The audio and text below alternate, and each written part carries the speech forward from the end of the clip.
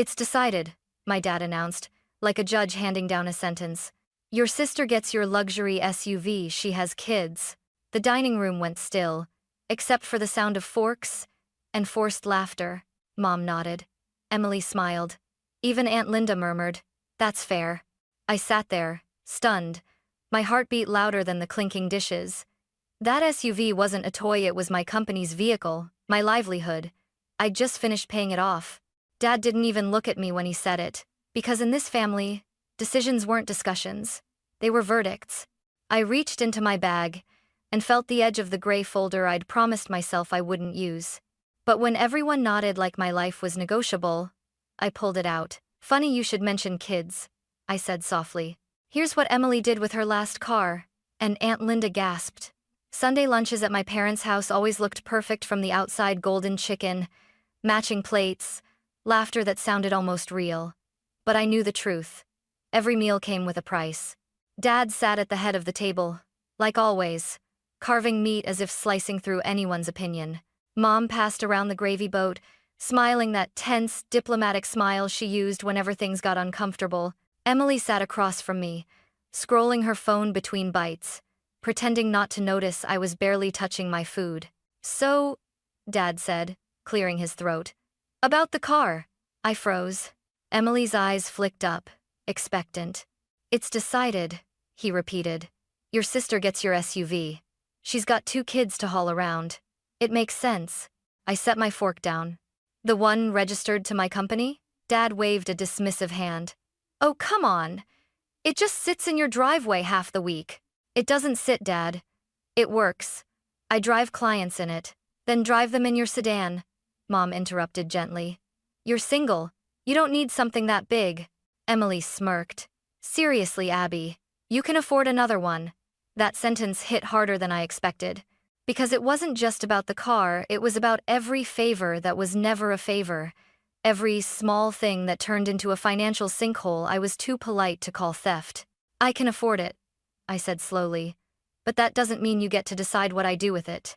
Dad sighed, exasperated. "Don't start this again. Family looks out for family."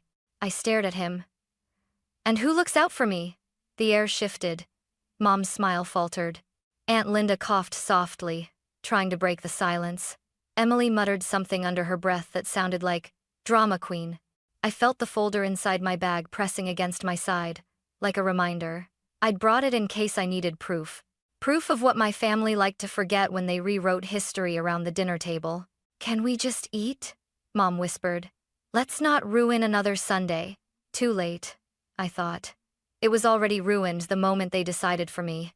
The moment my own parents forgot I wasn't a child anymore. I smiled tightly and reached for my water glass. "Sure," I said. "Let's eat." But in my head, something clicked. If this was the game they wanted to play, then I was done pretending I didn't know the rules. People think family debt comes with receipts. It doesn't. It starts small, "Can you help me out until Friday?" Here, "Just this once." There, and before you realize it, your life becomes the family's emergency fund. It started years ago, right after I opened my event planning company. Business was slow, but I was proud. I'd built something of my own. That didn't stop my phone from buzzing every few weeks. "Dad, Abby, can you cover the electric bill? We'll pay you back next month." "Mom, your sister's daycare raised rates again. You know how expensive kids are." "Emily, Ben's hours got cut, just a short loan, promise." And I always said yes. Because I could.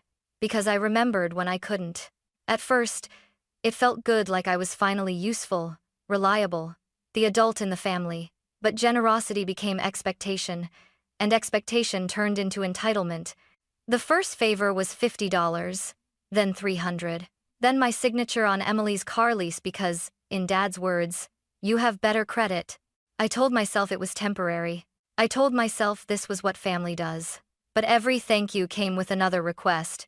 When my business finally took off: weddings, corporate events, sponsorship deals, the calls changed tone. They stopped asking if I could help, and started assuming I would. "Abby will pay," Dad said once, jokingly. When Mom wanted a new patio set, everyone laughed. I didn't. I started keeping a spreadsheet: dates, amounts, reasons. I wasn't keeping score. I was trying to stay sane. I wanted to prove to myself that this quiet exhaustion wasn't in my head. Still, I said yes, even when I didn't want to. Because it was easier than the guilt. Because no one likes the daughter who says no. One night, I was on a video call with a client while Emily texted nonstop about needing gas money. I sent it just to make her stop. A minute later, she posted a picture at a cocktail bar with the caption, "Finally a break." That was the first time I closed my laptop and screamed into a pillow. When I confronted her later, she rolled her eyes. "It's just $20, Abby. Relax." I wanted to. God, I wanted to. But that pattern, the constant taking, the emotional guilt disguised as family love had become a second job I never applied for. And the worst part? No one even noticed what it cost me. That SUV wasn't just a car. It was my boundary line. And now, they were crossing it again. The night it happened, I was halfway through designing a wedding seating chart when my phone rang. Emily's name flashed on the screen. It was nearly midnight. Her voice was trembling. "Abby, it's not that bad, okay? It looks worse than it is." My stomach dropped. "What are you talking about?" "There was a little accident. But Ben says the car's fine." "Where are you?" "Maple and 3rd. I knew that intersection, a blind curve, no streetlights, an old stop sign. By the time I got there, blue and red lights painted the night like a crime scene. Mom's silver sedan, which used to be mine before I gave it to Emily, was smashed against a pole. The airbags hung like ghosts.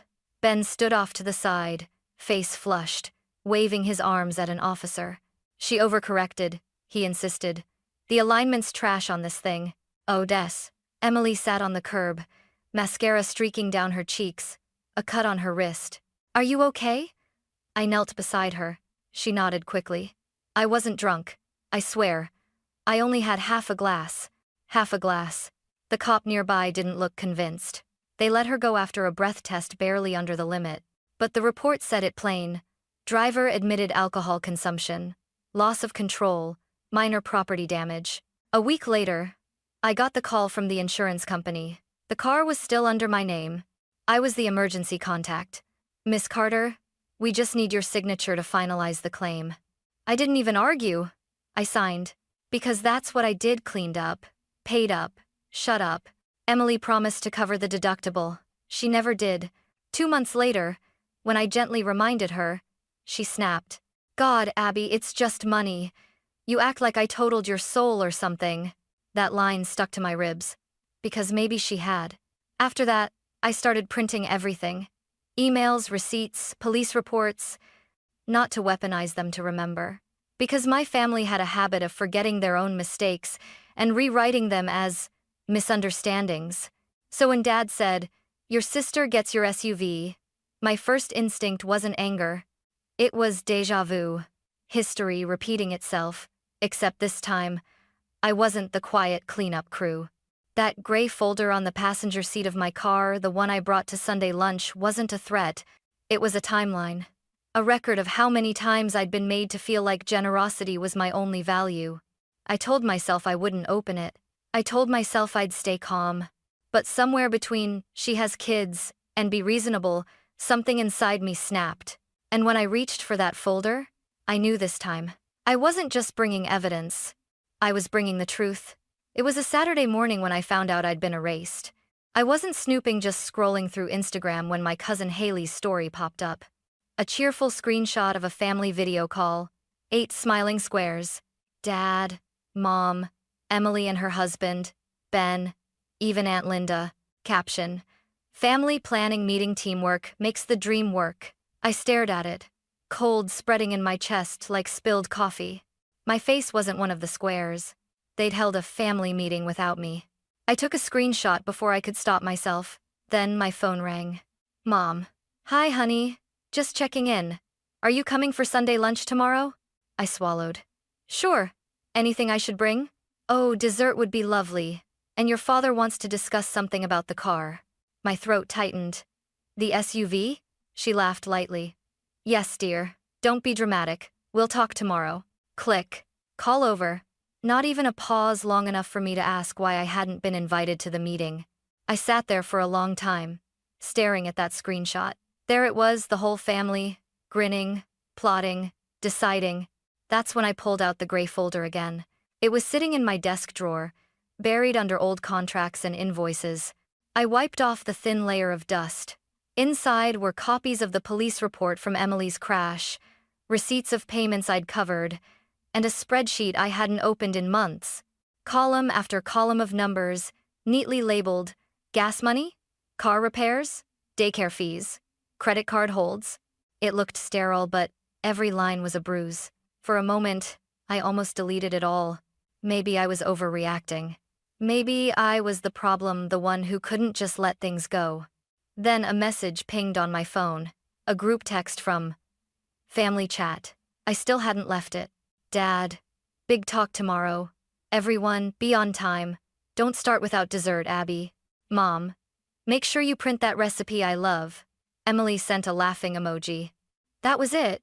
No hint, no warning, no inclusion. Just orders disguised as warmth. I leaned back in my chair and stared at the folder. I wasn't sure what hurt more, being excluded or realizing I hadn't even been surprised. For years, I'd accepted my role, the provider, the fixer, the quiet peacekeeper, but something about that photo, those neat, smiling boxes, made me see it clearly. I wasn't part of the family circle. I was the safety net underneath it. I closed the folder slowly and slid it into my bag. Not because I planned to use it, but because I finally understood. They only remembered me when they needed saving. Tomorrow, they'd remember me for a different reason. The smell of roast chicken filled the house when I arrived the next day. Everything looked perfect, as if nothing ugly could ever happen under that roof. Mom was arranging tulips. Emily was laughing about something Ben said.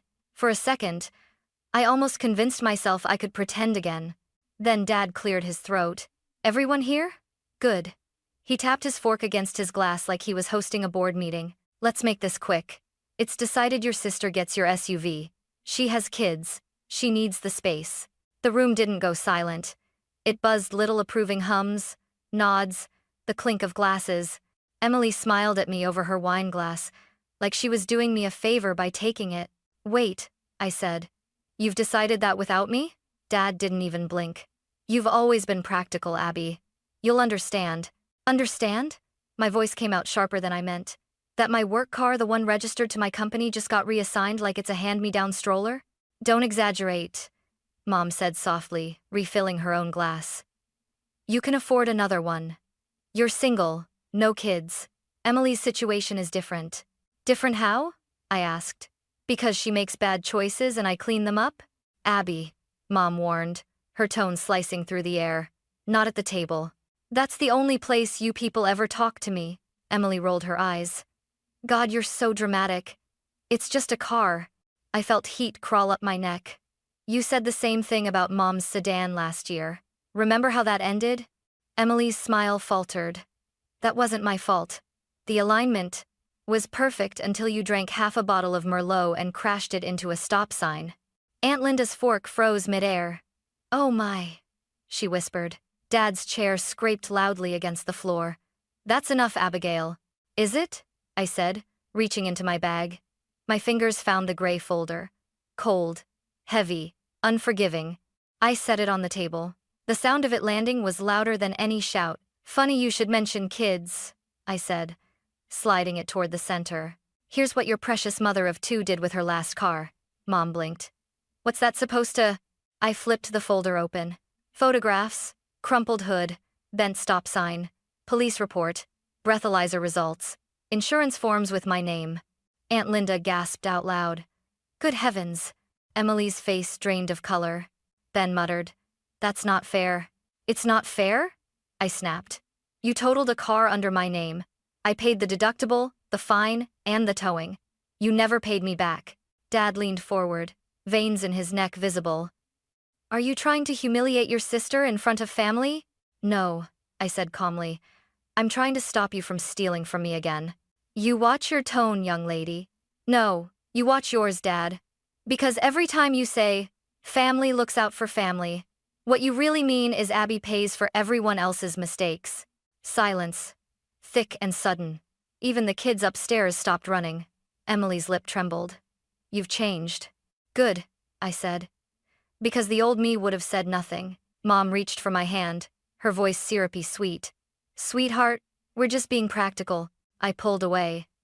Practical would have been telling me before you made the decision. Dad's jaw tightened. You're overreacting. Maybe, I said. But at least I'm reacting. Finally. Aunt Linda whispered. Let her talk, Tom. Dad glared but didn't stop me. I pointed to the folder. That's not just a mistake. That's a pattern. One you all keep pretending doesn't exist. Emily folded her arms. So, what now? You're keeping the car out of spite? No, I said. I'm keeping it because it's mine. And because the next time someone crashes under my name, my company could lose everything. You'd put business before family? Mom asked. I'd put sanity before guilt. The room went completely still.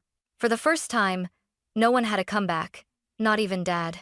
I gathered the papers, slid them back into the folder, and stood up. Next time you make a decision about my life, I said quietly, make sure I'm in the room. No one said a word as I walked to the door.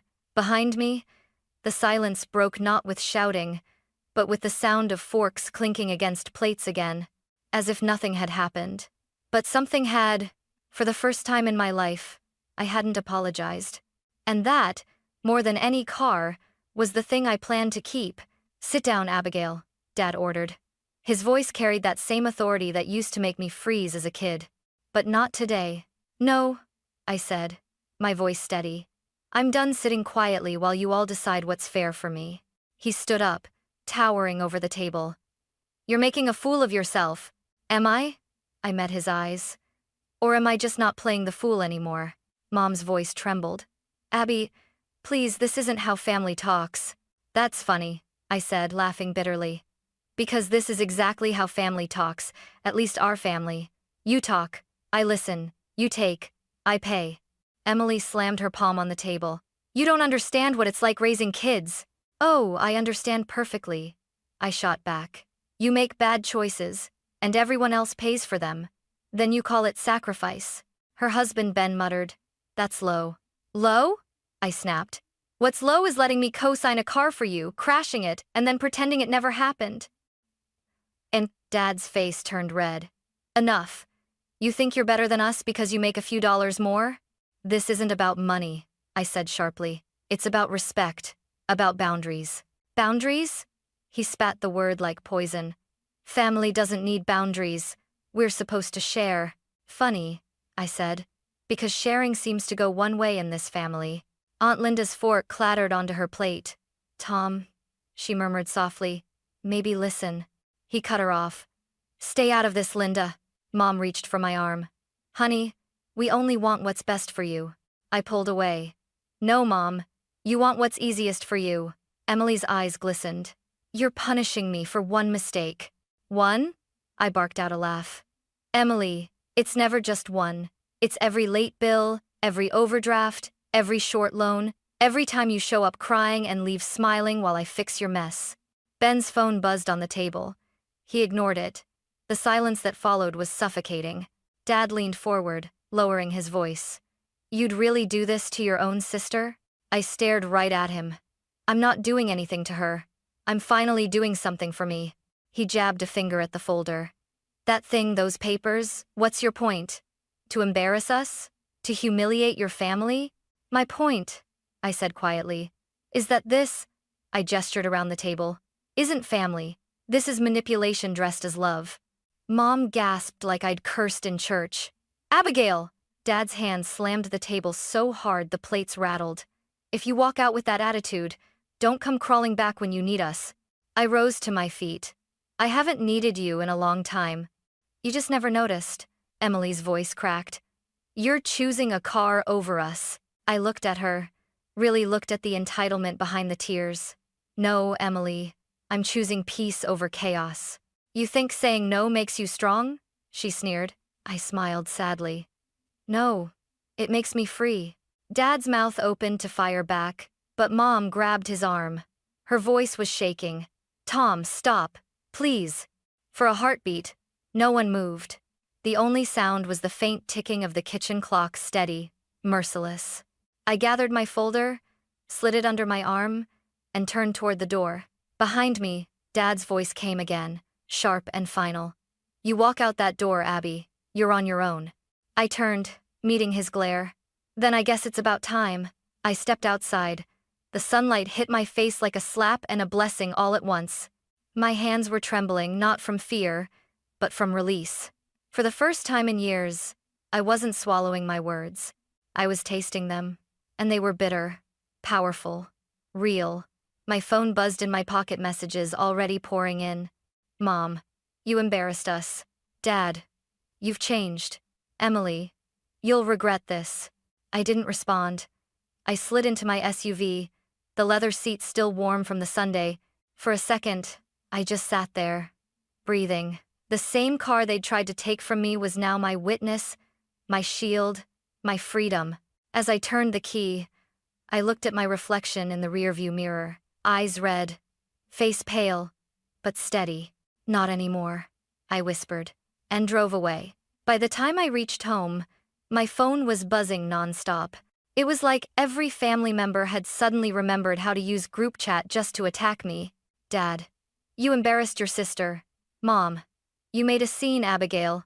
How could you do this in front of Aunt Linda?" "Emily, you're unbelievable. You humiliated me." "Ben, you're messed up. It's just a car." I didn't even open the rest. I hit archive and watched the notifications vanish, one after another.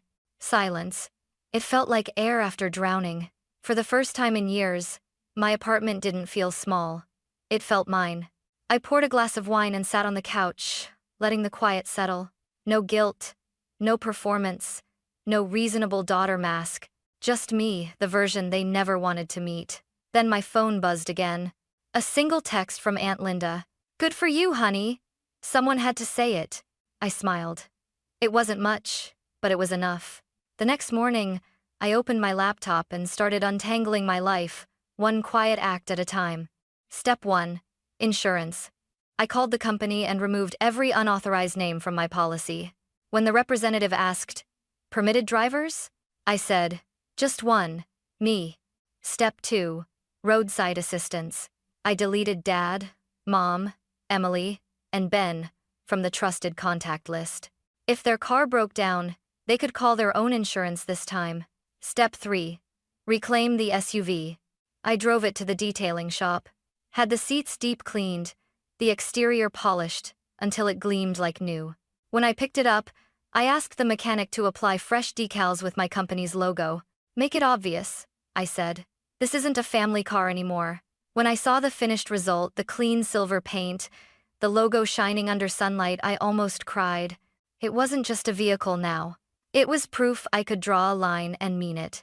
At work, my operations manager, Leah, pulled me aside. She'd been with me for years, practical, steady, the kind of friend who saw through everything. "You look lighter," she said. "Did something happen?" I hesitated. "Let's just say, I finally learned how to say no." Her smile was small but proud. "Good. Because we need you focused. The school travel council meeting's tomorrow at 10. 10, I repeated, nodding. "I'll be there." I meant it not the way I used to say yes just to please, but because I finally had room to show up where I wanted to. That night, I walked around my apartment, touching things I'd once taken for granted. The couch I bought with my own money. The coffee mug from my first client. The framed photo from my company's launch party, me and my team. Smiling, exhausted, proud. For years, I'd let my family drain me dry, convinced that love was a kind of currency I had to keep spending to prove it existed. But standing there, surrounded by the quiet hum of my own life, I realized something. Love doesn't require debt. Respect doesn't require sacrifice. My phone buzzed again, another incoming call from Mom. I let it go to voicemail. Her message was long, teary, manipulative. "Abby, please, you're tearing this family apart. Emily's kids are confused. They think you don't love them. What are we supposed to tell them?" I deleted it halfway through. They'd twist it however they wanted. I couldn't control that anymore.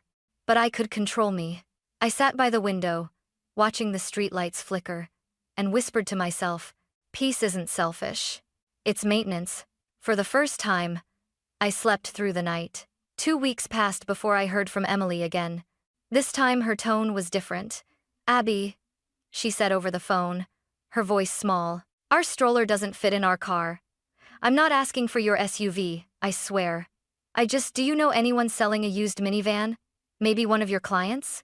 I stared out the window, watching rain streak the glass. For the first time, there was no edge in her voice, just exhaustion. Real, human exhaustion. Yeah, I said softly. I know a rental company rotating out vehicles. They're solid. I'll text you the contact. She hesitated. Thank you. I'll pay them directly. No middleman. No middleman. No me, I said gently. There was a pause. The kind where silence means understanding. Got it, she whispered, and hung up. It wasn't forgiveness, but it was something. A door cracked open, not wide, just enough for air to pass through. That weekend, Aunt Linda invited me to lunch at a small diner on the edge of town. She was waiting in a corner booth, 2 cups of coffee already steaming. You did the right thing, she said as soon as I sat down. Doesn't feel like it, I admitted. She smiled. It never does, when you're the first one to say no. Then she leaned closer. Your dad's planning some sort of family intervention. He wants to reconnect. I rolled my eyes. Let me guess, complete with a guilt slideshow. Pretty much, she grinned. My advice? Don't go. Or if you go, bring that folder. For the first time in weeks, I laughed a real laugh. Not defensive. Not bitter. Just free. I didn't go to the intervention. Instead, I sent flowers. Plain white lilies with a simple card that read, "Have a lovely afternoon, Abby." The next morning, I drove out to the coast. Gray sky, colder wind, quiet waves. I parked by the cliff and just sat there. No one asking for money. No one deciding for me. Just the sound of the sea, and my heartbeat sinking for once. As I watched the tide pull back and return again, I thought about that word, family. How it used to mean obligation, debt, noise. Now, it meant something smaller, but truer. It meant the people who show up. On Monday, I presented at the school travel council meeting Leah had scheduled. Parents, teachers, administrators all gathered in the cafeteria that smelled faintly of coffee and chalk. I talked about safe itineraries, medical insurance, what to do when a student gets homesick in Rome. They laughed in all the right places, nodded when I spoke about responsibility. Afterward, one of the moms came up to me. We've heard great things about you, she said. From Leah, from other schools. You really show up. She handed me a deposit check right there, smiling. I accepted it with steady hands. That moment felt bigger than any apology my family could have given. When I got home that evening, I found a postcard in my mailbox from a client family I'd helped weeks ago after their flight got canceled. The front showed their little boy in Italy, grinning, holding a gelato bigger than his head. On the back, it said, "We made it. You saved our trip. Thank you for showing up." And I pinned it to my fridge next to a sticky note that read, "No new entries." That night, I cooked pasta and watched a movie alone. For once, alone didn't mean lonely. It meant quiet, whole, mine. Halfway through, my phone buzzed. A photo from Aunt Linda. Emily's kids sitting in the back of a used minivan, grinning, crumbs everywhere. Her caption, "They did it." I stared at the picture for a while, then typed back a simple. Not because I didn't care, because that was enough. People love to say, family looks out for family. Dad used it like a weapon, but I've redefined it. Family isn't who drains you dry and calls it love. It's who stands beside you, no strings attached.